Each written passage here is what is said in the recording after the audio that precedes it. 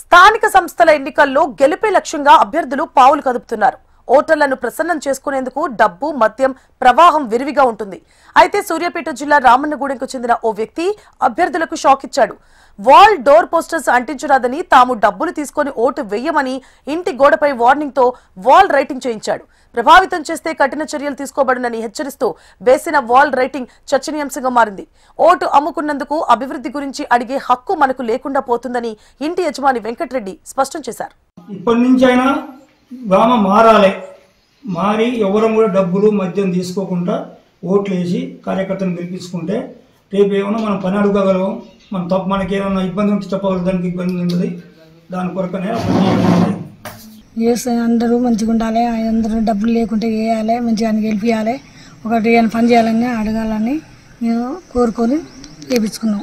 ఏంటంటే మేము ఒకరు తీసుకోకుండా డబ్బులు తీసుకోకుండా అందరూ ఆ మీద వేయాలి, అందరూ ఒకటే కలిసి మంచిగా ఉండి వేయాలి. మాకు చూసి ఇంకోళ్ళన్నా నేర్చుకోవాలి, ఇంకోళ్ళన్నా కూడా బుద్ధి ఉండి డబ్బు తీసుకోకుండా తినకుండా తాకుండా గెలిపించాలి. దానికోసం మేము పెట్టుకున్నాం. అంటే ఇక్కడికి గెలిచలేక ఓడిపోతే మాటలంటే కూడా మేము ఇట్లా చేయాలి, అందరం కలిసి మంచిగా గుండి చేయాలి, ఒకరిని బాగు చేయాలి, ఒకరిని గెలిపించాలి, చేయాలని మేము బుద్ధి పెట్టించి మేము చేయించినాం.